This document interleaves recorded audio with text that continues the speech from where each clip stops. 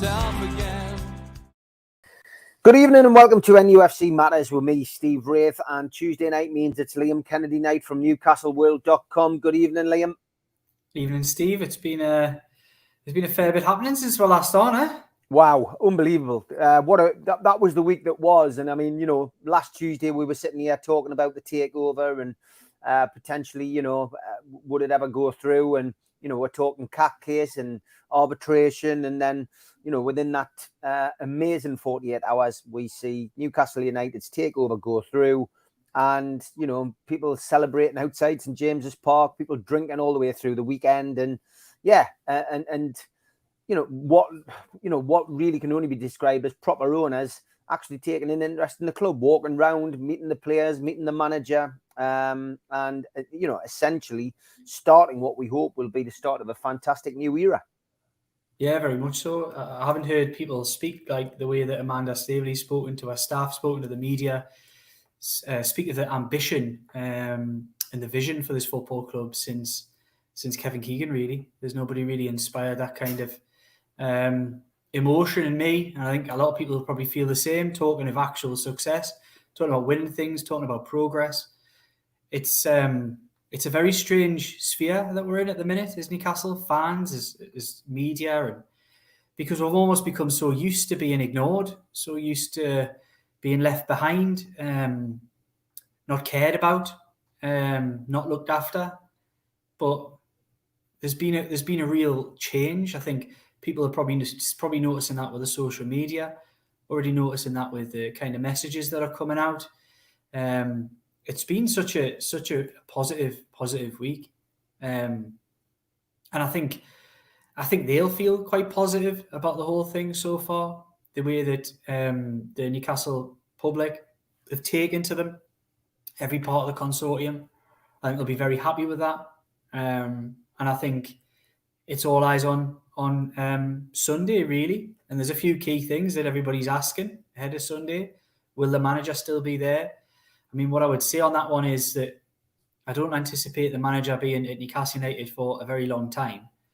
But it's whether things can get pushed along in the right direction quick enough to make sure that Steve Bruce isn't there on Sunday. Because I don't think, and Friday in particular, because he'll face the media. And I'd imagine if he we're only Tuesday night, but I'd imagine if he lasts to Thursday, Friday, then and he does the media, then we're probably looking at facing him on Sunday, and it will be an interesting situation.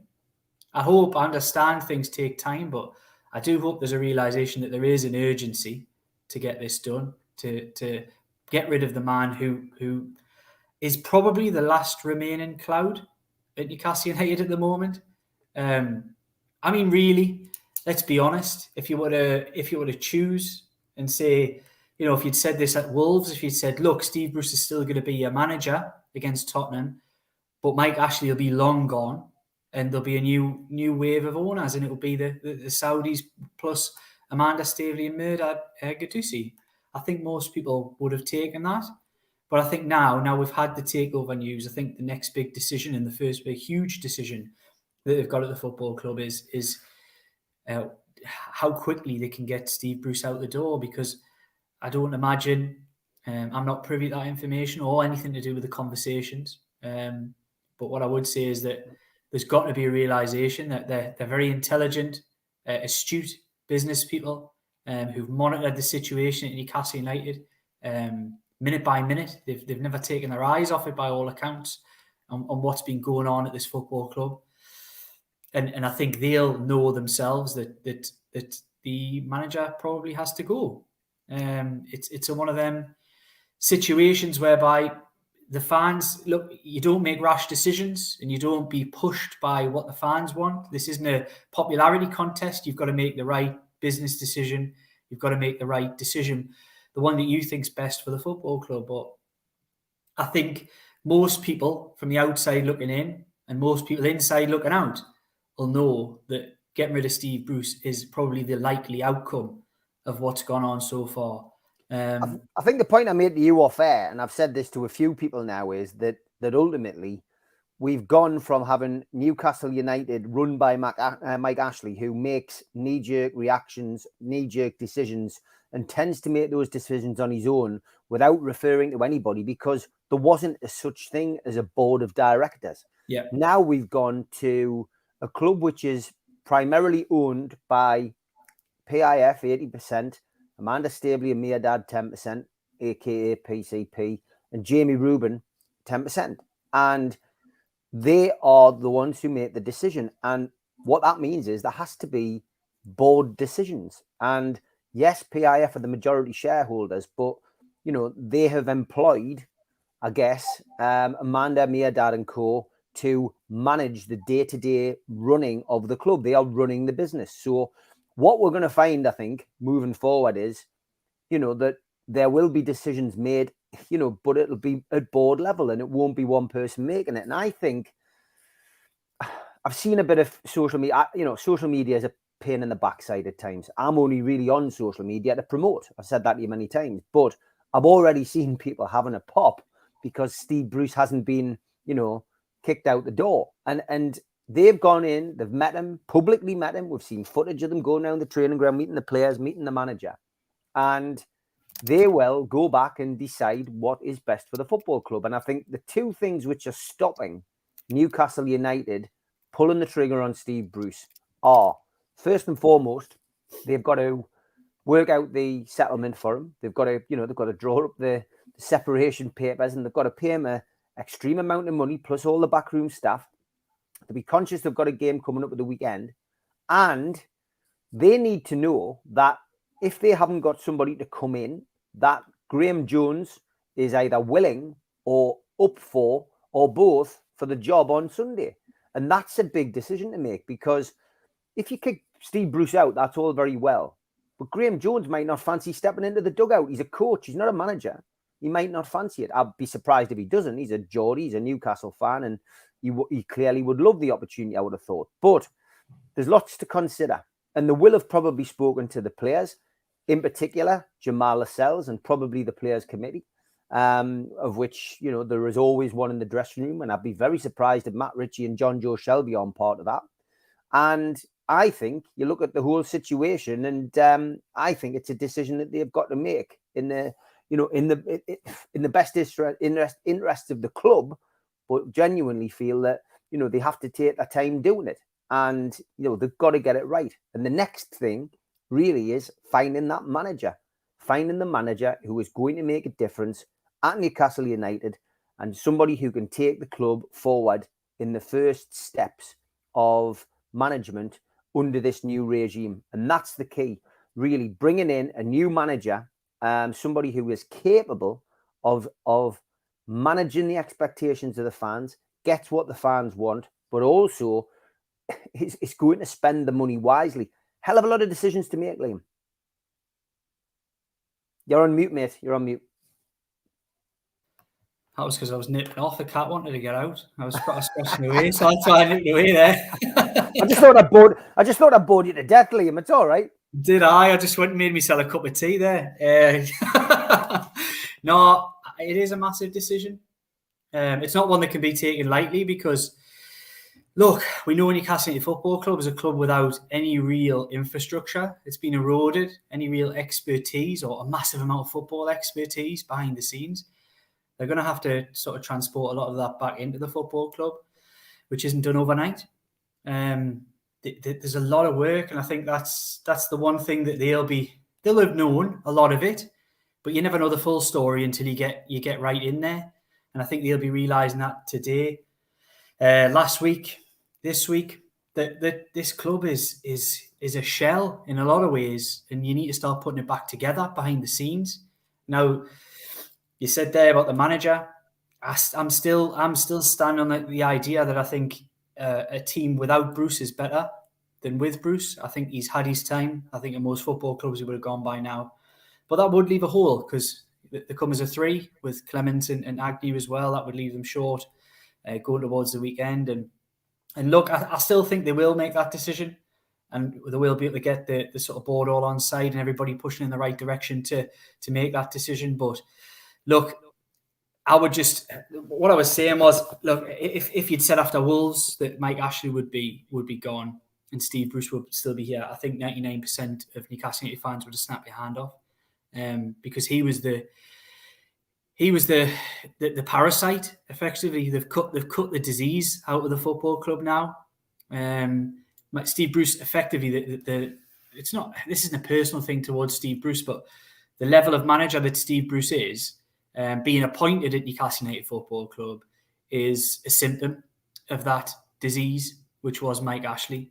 And I think, look, any decision moving forward taken will be a positive one. We can only have positive decisions from here because we're an also ran non-entity of a football club in this Premier League under Mike Ashley.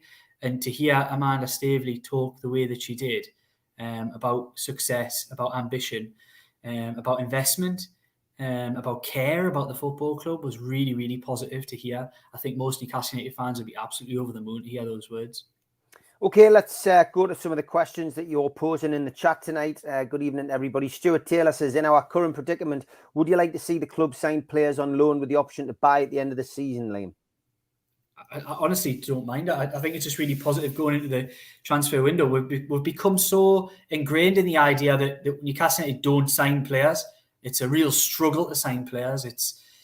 It'll be scrimping and scraping, last minute loans, or if they get anybody, or it'll be a sale. A big, these are the type of things that transfer windows have brought up under Mike Ashley, and I think there is a positivity about the consortium who are talking in a manner in which there's going to be progress and moving forward. Now I look at that squad; it needs major surgery, but it's needed major surgery for a couple of years now.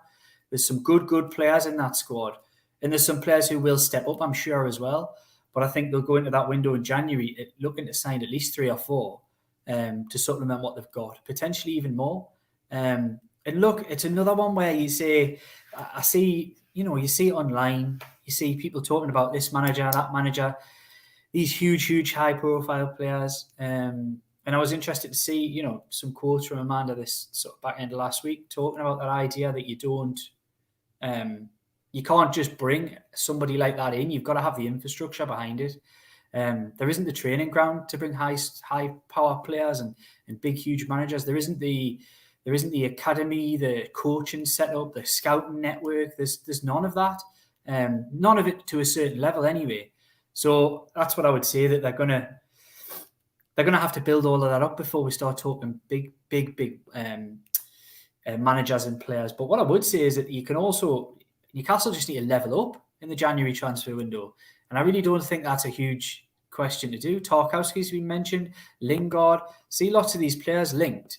They're all upgrades on what Newcastle United have got in their squad. And it wouldn't take a lot to sign 3 or 4 players of that ilk to suddenly see Newcastle jump from a team fighting 15, 16, 17 this season up to 10, 11, 12. It really wouldn't. Although, obviously, of course, they've got one hand tied behind their back so far when they've played a lot of good fixtures in a normal season already and still have all of the so-called top 6 virtually to play home and away.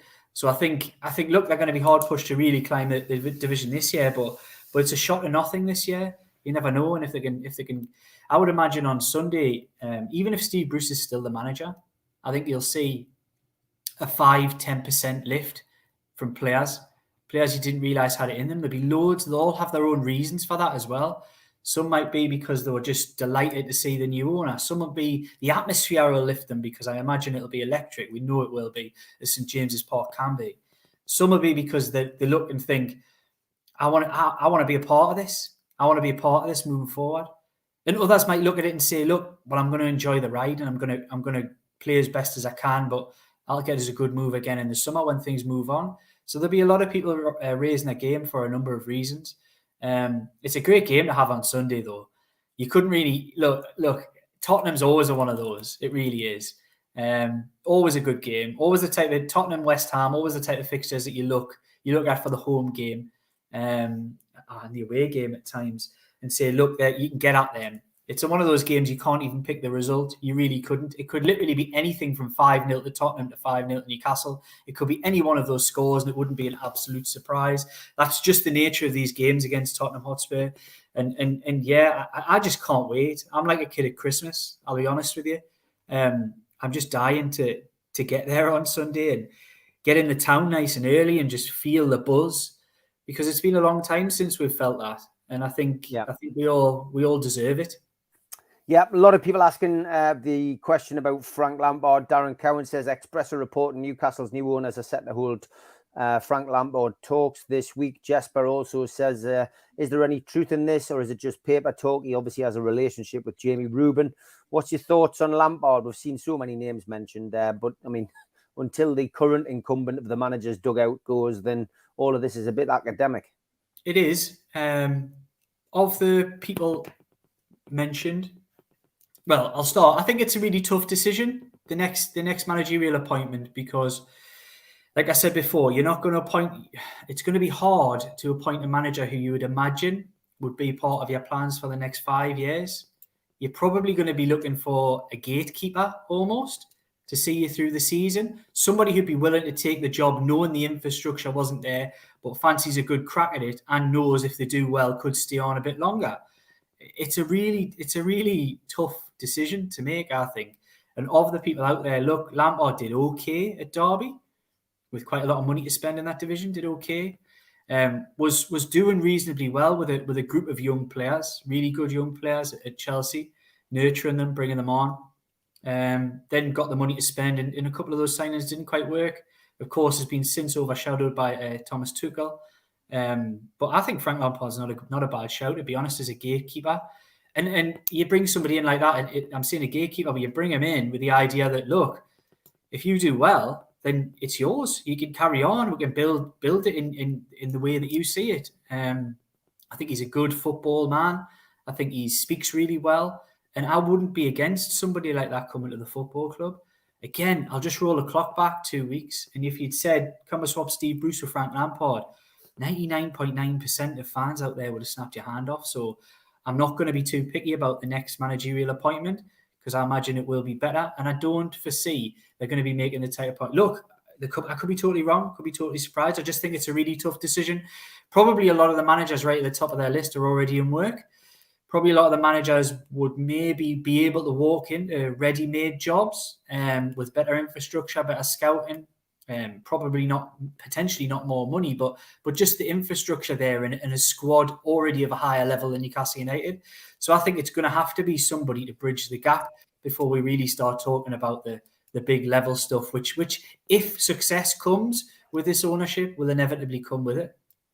Do you think the dark forces are going to get away with their behaviour throughout this whole business, as John asked you? I mean, CAC case is now dropped, Liam. You broke the story on NewcastleWorld.com, and ultimately, it shows Mike Ashley's happy with these 300 million plus, and not really too bothered about compensation. And it's probably even a few people scratching their head, because there's clearly some dirt on a few people, which if it comes out could result in some severe egg on the face.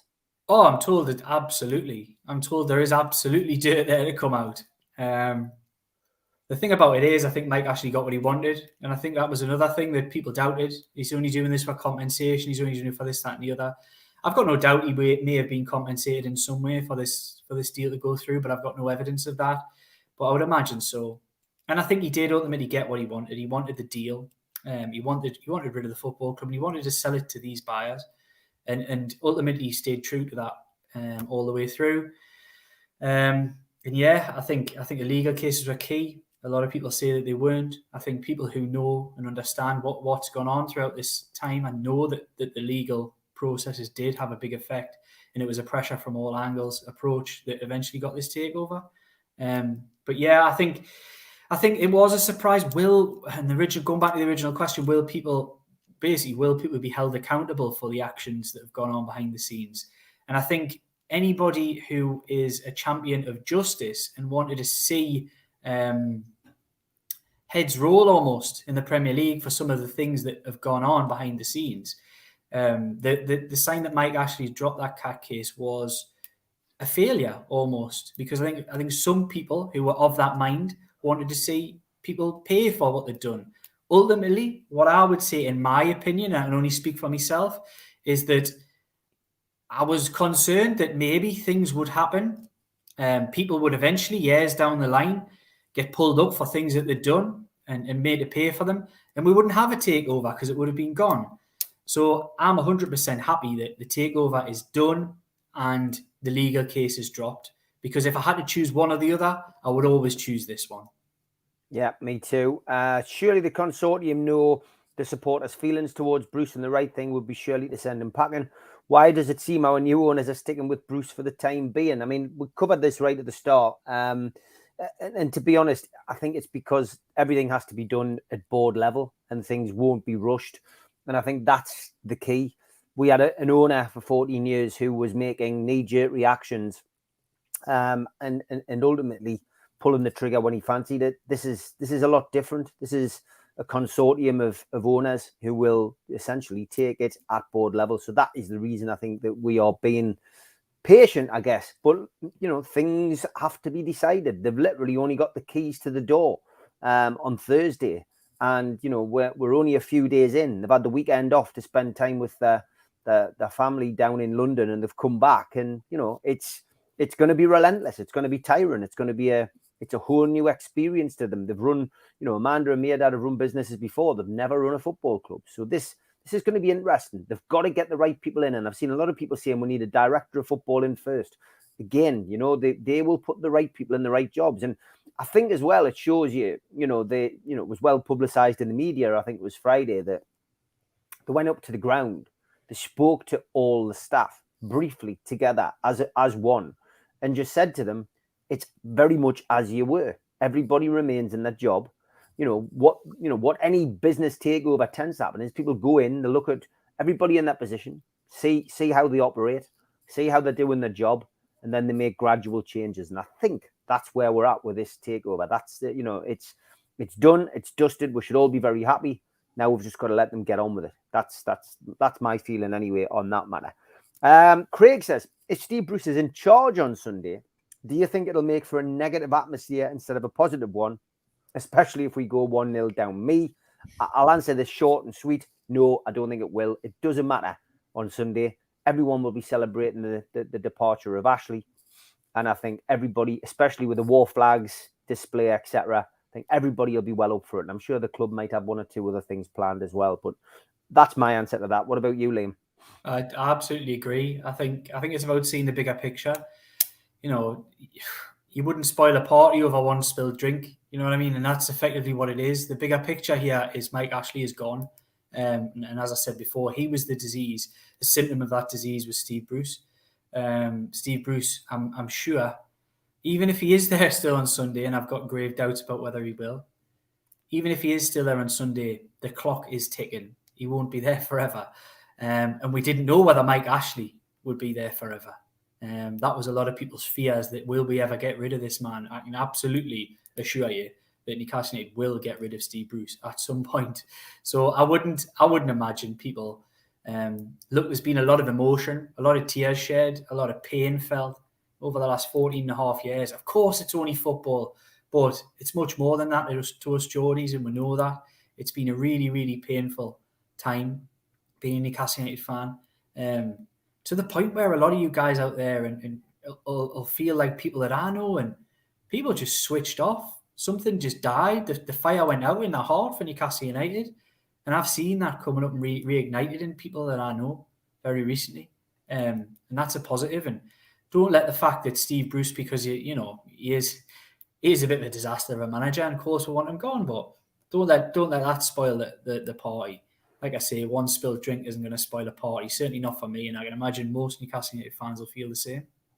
Yes, my Gemma says, I've got a feeling that Bruce will be in charge for his 1,000th game as a manager, but then put a statement out afterwards that he's regrettably resigning, doing it on his own terms.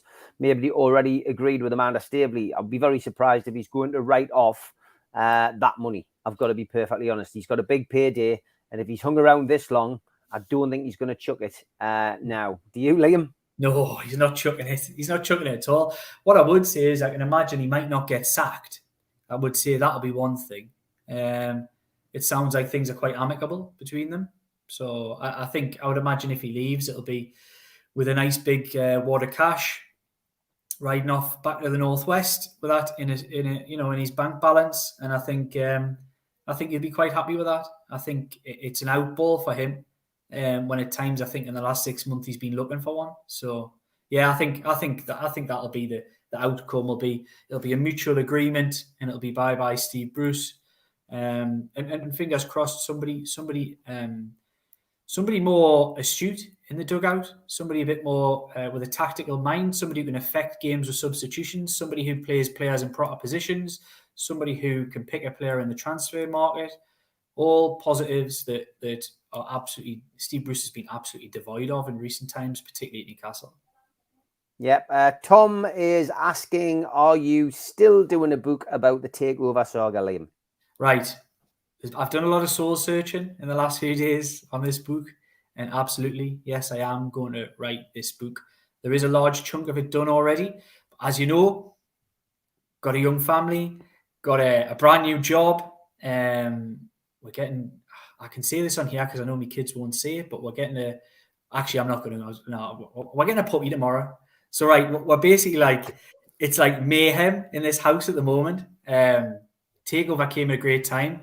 But yes, just bear with us. The book will come, and it'll be well worth waiting for when it does come. I'm thinking about taking a week off at some point and just sitting and blasting the whole thing off. So, yeah, just bear with us. Give us some patience, a little bit of time, but we'll get there, and there'll be plenty of good stuff in there for you to read. Good stuff. Michael says, Liam, are you calling the book Letting the Cat Out of the Bag? No, Michael. That would wind some of those people up who can't stand Keith Patterson. Peter Robson says, I trust the new owners know what they are doing. We've waited 14 years for change. Pretty sure we can cope a few more days to finally get Bruce out. That's the attitude I've got, 100%. Why is Bruce still there? The attitude with him in the stands on Sunday will be sad as the football's terrible with him. He's a great bloke, but must resign or take half the money enough to sink a ship. Lots of people commenting on Bruce, and I think just give it time. Give it time. It's going to happen. I think we know that.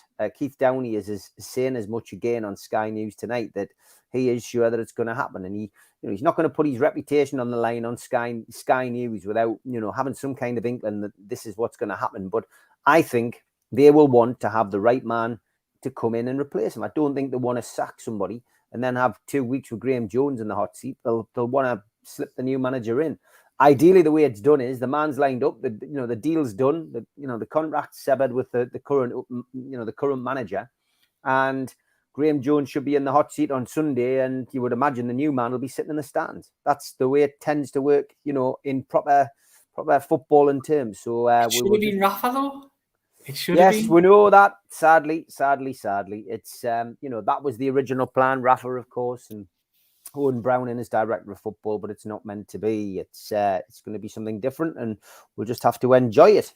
Just have to enjoy, seeing who they managed to bring in. And anybody is better than Bruce. Let us face it. Let's face it. Anybody is better than Steve Bruce. Lots of comments coming in. Mark says, Liam, is it right that our new owners are looking to buy out the Fun 88 contract with the owners? Ashley says he left the club in a good condition, but he's left them with a 6-year contract on a sponsorship deal. I guess the one thing that's probably, you're looking at Fun 88, there is potentially going to be the removal of betting companies from football shirts. That might scupper that 6-year deal. Yeah, I think that's exactly what's going to happen.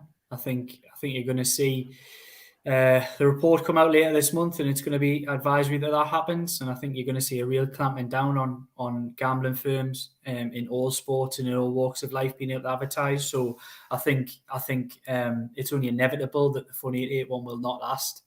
It's time, and of course, what you got to remember is that sponsorship is really a key part of a business model. When you see new owners come in, that they want to maximize the money that they can get from shirt sponsors. I'm not suggesting this is going to happen here, but stadium sponsors, training ground sponsors. You have a lot, training kit sponsors. You have lots and lots of different avenues in which money can be made when a club's moving in the right direction and when it's high profile. And I would imagine that new owners will want to maximize that as much as possible. Of course, did a piece with Kieran Maguire. Everyone check it out on newcastleworld.com, where he talks a little bit about the idea of clever accounting and FFP as well. And there's been lots of clubs done that before, whereby they will have a favourable sponsor and money will be brought in to the football club to bend rules slightly. But it's nothing new. It's these things happen. And I would imagine that we will see some kind of Saudi-related branding on the front of our Newcastle United football shirts in the not too distant future. Yeah, I would agree. Big thank you to our sponsors, as always, Spider VPN. Google Spider VPN. They come up at the top of the search list for all your internet security. They are the boys to trust. Thanks for your ongoing sponsorship. Big shout out as well to skipsandbins.com. We will have a big reveal tomorrow night of their latest design. So skipsandbins.com, 0800 25 45 25 3. Email inquiries at skipsandbins.com. Website www.skipsandbins.com. Easy, contract free and pay as you go waste collection. Also L&G Family Funeral Directors, 0191 389 7245. Thanks for your sponsorship this month. And qtechshop.co.uk, the makers of pool tables and snooker tables in Wallsend in Newcastle. Thank you, John. And thanks to John at Jab Signature as well for making our flyers. If you are a first-time visitor to the channel, please subscribe by hitting the Newcastle Legends logo in the bottom right-hand corner. It is free to subscribe, and you can do that by clicking the Newcastle Legends logo. Click the thumb at the bottom of the video to like it. That does help us. Click share to share to your other social media. And drop into the comments box to speak to like-minded Newcastle fans. And if you like to listen to podcasts, we are on podcast duty as well on iTunes and on Spotify, Podbean and other providers. We do 7 shows a week. We have got a few events coming up over the next couple of weeks. An evening with Gavin Peacock on the 29th of October. Tickets for that are £15. Gavin will be launching his book at that event. We also have our belated Christmas party with Supermac and John Gibson on November the 19th. And we have Peter Beardsley on the 26th of November. Tickets for all 3 events are available at newcastlelegends.com. Simply click the shop on the website and you can buy your tickets on there.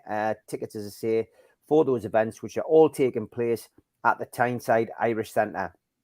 Also got a couple of other events to mention, www.laurelwhitley.co.uk. You can buy tickets for an evening with Rob Lee. And an event which is in aid of the food bank, www.bobix.com. I will be appearing with Supermac for a fundraiser with the food bank down at Bobix in Jesmond. So get yourself down there if you can. If you want to make a donation to the food bank, you can at the matchday bucket. NUFC fans, foodbank.co.uk, and you can still enter into the draw for that lovely watch. And we do have a website, nufcmatters.com. Got lots of t-shirts and lots of shirts and cups and various things on there. If you like the show and you want to support us, pop onto the website. That's my particular favourite, Ryan Taylor over the wall t-shirt.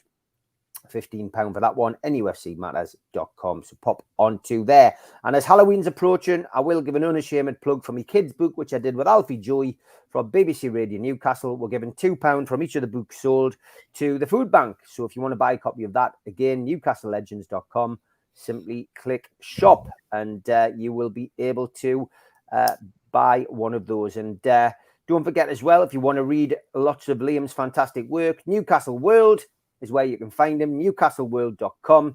Loads of information there from what's happened over the last 7 days. Well worth having a look at Liam's article. And we have got the food bank on my Twitter at Steve Wraith. The food bank t-shirt, just one letter, is currently standing at £300. £300 bid on that t-shirt. And Keith Patterson is going to sign that t-shirt. He has won. And obviously, you will be the lucky winner of that. So £300 bid for that t-shirt at the moment, with all proceeds going to the food bank. So thank you so much for your generosity. Last week's went for £200. Lots of people happy to support the food bank, as we know. And that is really taking the total that we've raised sky high, which we will be announcing in December. And don't forget, Peter Beardsley, a legend of these parts, is running a soccer school for kids. Monday the 25th to Friday the 29th of October, 10 till 4 each day at Kingston Park. £15 a day for this, or £60 for the full week. All coaches are DBS checked and also FA qualified.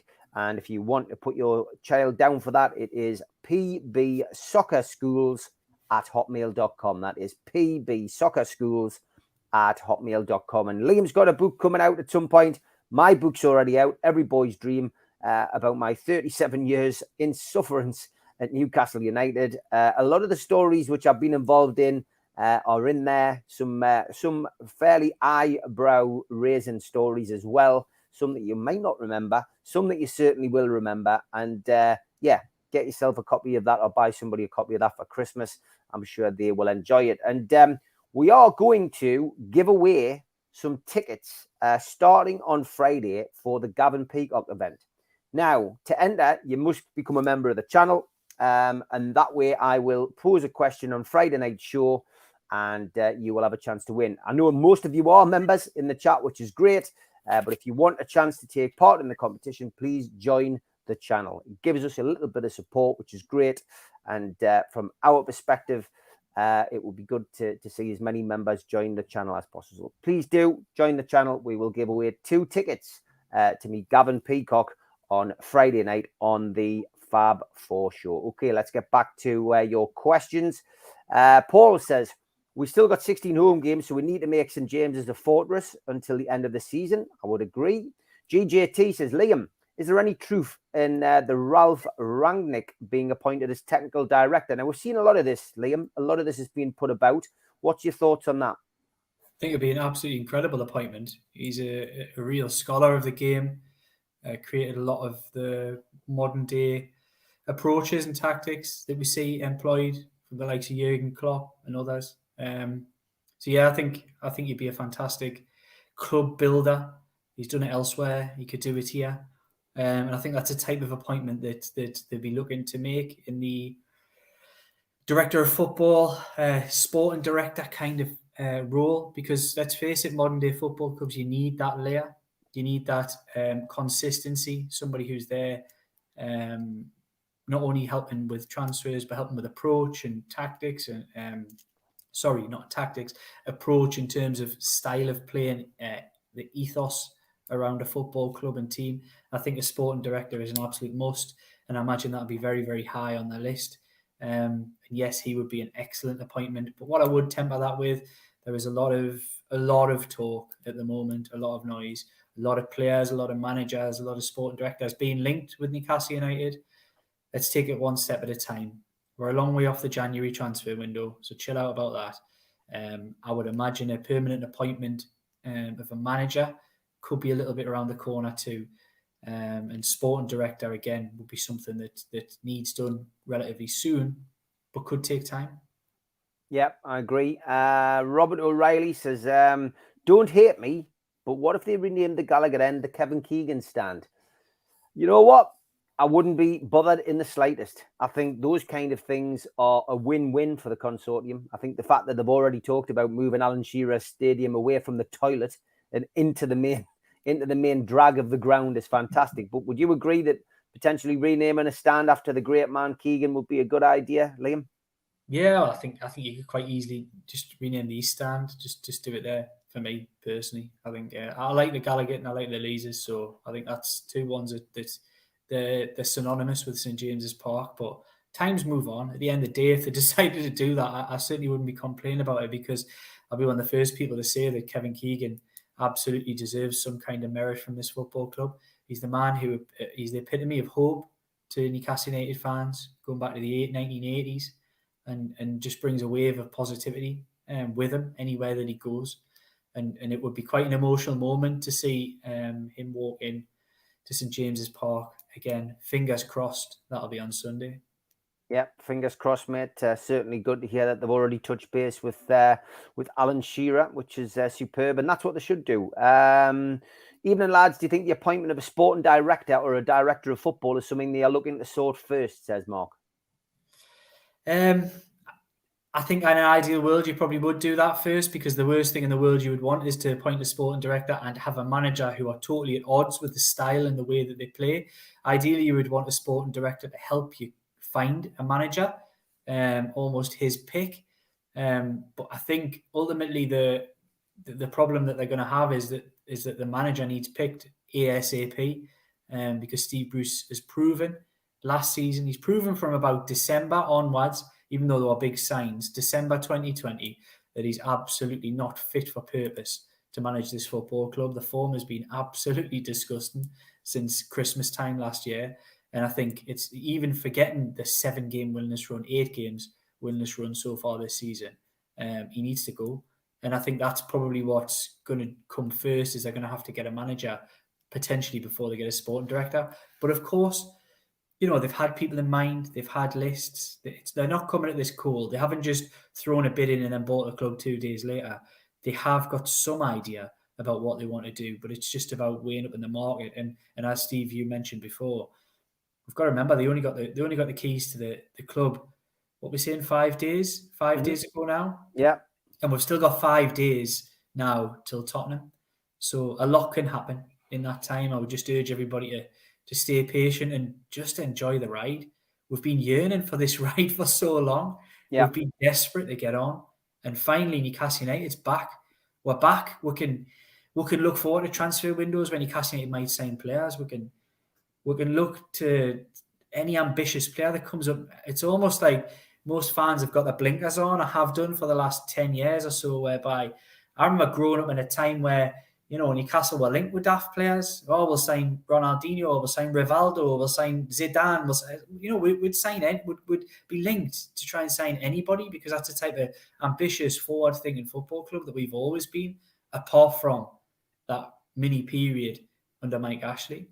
And I think there's a real excitement from me that those days are coming back. Does it not excite everyone else out there when you're not picking up the papers, but you're seeing these rumours every day? Yes, some of it's rubbish. Some of it's just easy writes from journalists who've got nothing better to do. There's some truth in some of it. But look, I'm loving it. I'm absolutely loving every minute of it, because, you know, if this was still Mike Ashley, who would Newcastle United be being linked with in January?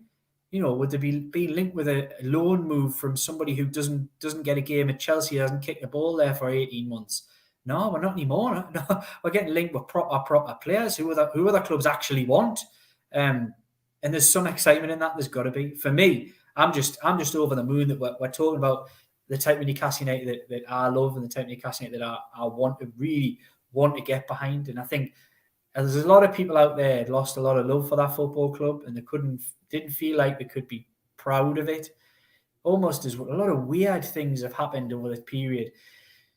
Shirts. I remember growing up in a period. Obviously, I was a young lad during the mid-90s, and Newcastle United, I've said it on here before, was a movement.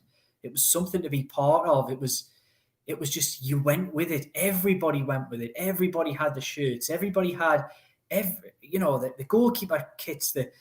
I had the bed linen, the wallpaper. I had everything in my bedroom when I was a kid, and I won't be the only one. There'll be loads of kids out there. People who were my age had the same thing, and older and younger. And Newcastle United was something to be a part of. It can be again. I was walking up on Saturday. I took a walk up to St James's Park, did a little video for Saudi TV. I don't know if anybody's seen it outside St James's. And I was walking up with my missus, and we walked up, and I got quite tearful just walking up, just talking about this, about how it was something and we were something, and it was a movement, and everybody was a part of it, and the whole area went with it. We're all together, and there's been no togetherness for so long. And I just felt like a warmness inside, knowing that we could get that back again. Look, there's no guarantees in life, no guarantees in football, but it feels like we're heading in that direction again. And I just can't wait. I'm so impatient. I tell everyone to be patient, and I get why everyone's impatient, because you just want that back again. Yeah. But look, it's baby steps at the moment, and it will come. And I'm as you can tell the way I'm talking, I'm just over the moon that we're in a position that we are. It could, you know what? It could have been anybody, and I've said this on other channels and things like that before. It could have been anybody taking over Mike Ashley, and I think everyone would have been happy. But the fact is that the people who've taken over Newcastle are really ambitious, really positive, really driven, sort of head screwed on type people who I can see not only will Newcastle United just throw money at it, like say they've done at Everton to a lesser degree, but this is going to be a sustained long-term build of a football club to be proud of, and we're all going to be a part of it. Derek says, has Ashley put a clause in that allows his branding to remain at the ground? I believe it'll be a gradual decline of that. That's what I've been told. I feel that there will just be a removal of it, but it won't be quite as sudden. But I don't think there's any long-term plans for Sports Direct to remain in the stadium. Life Goals says, Liam, will the banned journalists be welcomed back under the new regime? Will Craig have hope of entering St James's Park once again? I would imagine he will, Liam. Very good what you did there, Life Goals. It was Life Goals, yes. I think you seen from the fact that Craig Hope was one of the interviewees with Amanda Staveley on Thursday evening would suggest that he will be allowed back into the football club. And it was a very, very silly situation that we had. Although what I would say, I would temper that with, if Steve Bruce, you've got to remember where the ban comes from. If Steve Bruce is still there on Sunday, then there might be a couple of difficult conversations going on. But look, I'm all for it. I've got absolute respect for Craig Hope. I think he's an absolutely tremendous journalist in the North East patch, and I think it's petty and pathetic that people like that are basically taking out the football club from writing stories that are absolutely true. Yeah. Derek says, can we call the toilets in the Gallagher the Mike Ashley toilets? I think the fans would enjoy peeing on Mike Ashley. It's got to be an asterisk though. I don't want his name anywhere. It's got to be M*KE. We'll have that then if you want, but not Mike Ashley. Long rid of him. Yeah. Case Ball says, can I just say last Friday's stream was absolutely amazing. I think most were touched by how much Keith was moved by everyone. Thanks very much. Yeah, record viewing figures for that. I think last time I checked, it was over 14,000 views on Friday. So thank you for the support. And thank you to all the new subscribers. Over 1,000 new subscribers last week. And I have noticed that a lot of our shows have increased. Tonight we've got over 830 watching. So, there's certainly been a big Thank you, increase. everybody. Yeah, big thank you. Big thank you for that. Okay, Thomas, good evening. He was the one who appeared on our show on Friday night as well. Thank you for coming on, Thomas. He says, all right, Steve, all right, Liam, question for you both. How would you increase the capacity of St James's Park? I have heard a lot of people talking about this, Liam, and, there's not many things you can do. Obviously, potentially extending a little bit on the Gallagher, I think is possible. You would have to completely knock the East Stand down and then incorporate the list of buildings within the new stand at the back of the Leazes, but the Leazes of the East Stand. But other than that, there's not a great deal you can do. I've heard people talk about turning the ground, a certain amount of degrees and rebuilding like that. And of course, the dreaded suggestion of moving the ground altogether at some point. But I mean, how would you see the capacity changing? I don't want to see Newcastle United leave St James's Park, but I think if Newcastle United have got the plans that they talk about now, I think it's an absolute inevitability. Unfortunately, I don't think there is the room there to build. That's just my opinion. But it doesn't look like there's a massive amount of room around St James's Park to build an extended stadium. You'd imagine Newcastle United would want a stadium in and around the 70,000. You'd probably see another 18,000 on top would be sufficient in the direction that they're heading. I've absolutely no doubt on Sunday you could definitely cram 70 to 80,000 in that stadium without even worrying about it. But what I would say is that I don't want to see Newcastle United move. I think it's one of the really unique selling points of our football club is about the stadium and its location, the ease at which fans can come from all over the country and walk from the train station, catching a bar every 30 metres along the way, if they really so choose, and restaurants and all that kind of thing. And I think it will be a real shame to ever leave St James's Park. But I think unless there's some clever architecture, messing around with stadiums. I always think about that switching around of the pitch one, and the problem that you've got with that for me is if you're going to have to do almost a semi rebuild of St James's Park on the same area, you're going to need somewhere else to play, and there isn't anywhere nearby that Newcastle United could play. If it was needed, because say you look at Tottenham Hotspur, who basically used the same, virtually the same area to build a brand new stadium. They played at Wembley, didn't they, for a season? Newcastle United will not have that luxury. There isn't anywhere close that they could even think about playing. I don't think you could play at Sunderland. So it's one of those that I think ultimately ambition and progression will probably lead them to build a stadium elsewhere, and that's just the reality of life, unfortunately. And I don't think many people would complain if Newcastle United are doing well and winning trophies, and there's a waiting list of 30,000 people waiting to get in the stadium. I don't think anybody can have too many complaints, because ultimately we're about progression, we're about moving forward, and it's got to be a football club for everybody. And if it becomes a ridiculously limited amount of people who can get in, compared to the demand, of course, because it's still a big stadium. But we all know as Newcastle fans, we know what the demand will be like moving forward. And I think a move will probably end up coming if everything goes to plan. Yeah, very important to get the off the field structure right. That's how City built up. Donald, you're right. And that's what I'm saying about patience, 100%. From my perspective, I think that is right. Steve, you've seen the plans. Yeah, I did. I did see the plans for the development of the East Stand and that was in 2000 when I was fans liaison officer at the club, and I was shown them by the chief executive at the time, David Stonehouse. And it was about knocking the East Stand down, rebuilding it, and incorporating the listed part of the university buildings at the back into the infrastructure of the new stand. And I think though that the cost of that was going to be akin to building a new stadium. That's how ridiculous that would be. But if you wanted to stay at St James's Park, that would be the case. You've got to remember as well, it's a lease on the ground. We don't actually own our own football ground. So maybe that's something that the Saudis would like to, the Saudis and the new owners would like to change. They may feel if the club progresses as they see, as they want it to progress, they may feel that it's something that, needs to be done to progress the club. I remember when people were trying to move last time, we were trying to move on to Leazes Park, and we had the Not in My Backyard crowd not wanting this to go there. That kind of thing would happen again, and it's going to be interesting. It's going to be interesting times, but we don't have to worry about that for the time being, I don't think.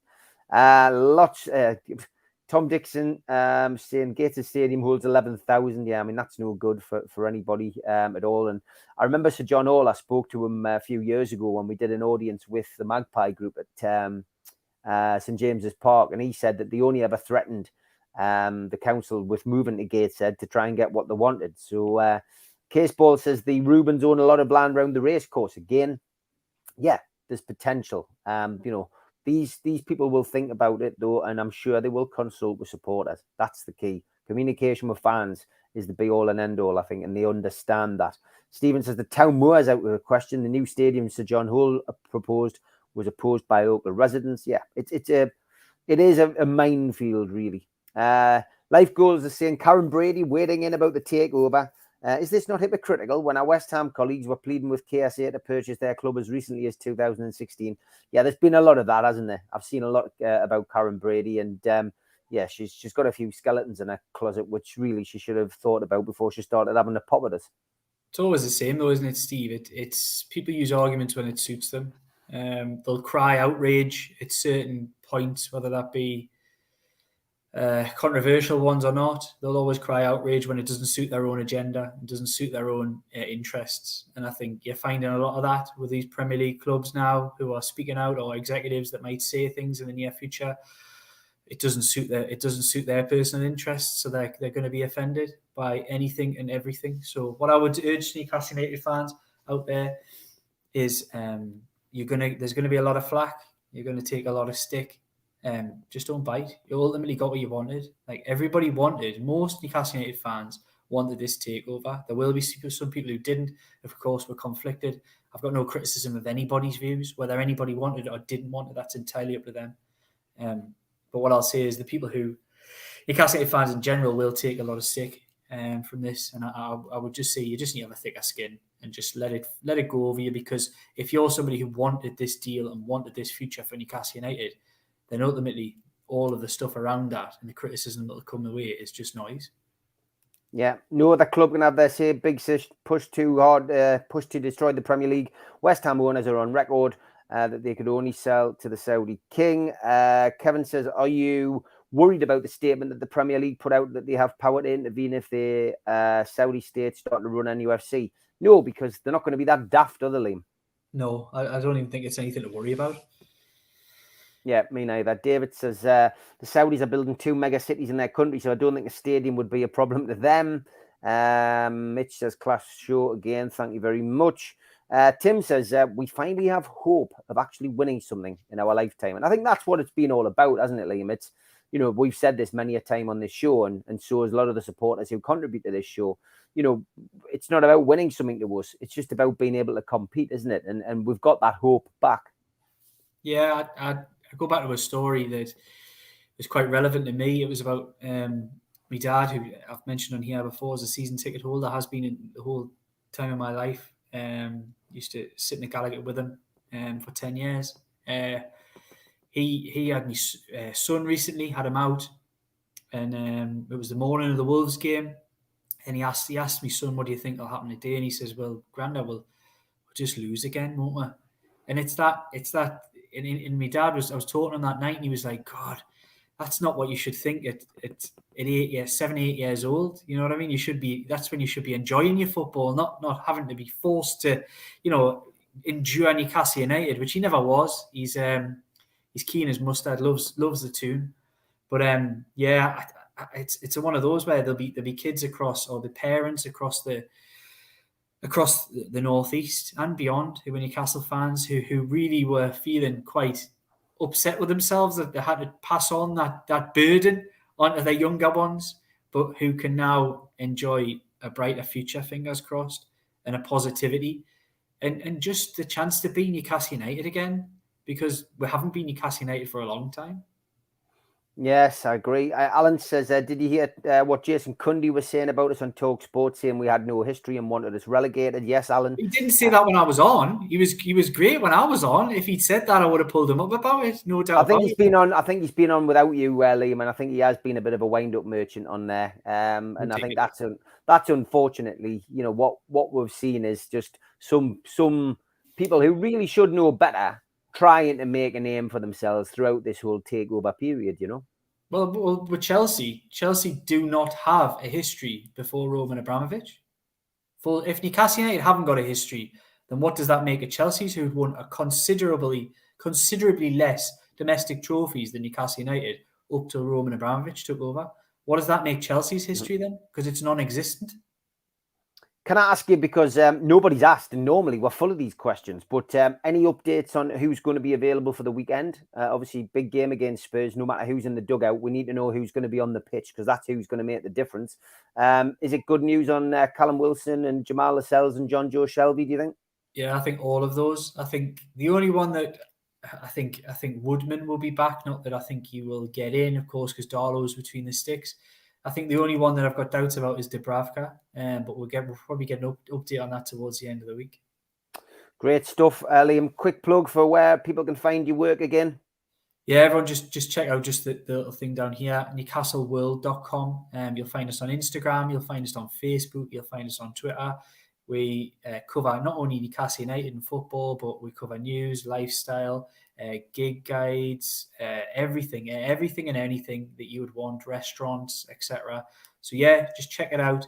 And as I've told you on here on Friday, I'm now the editor of Newcastle World. So come and help us out and come and back the brand, and you'll not be disappointed.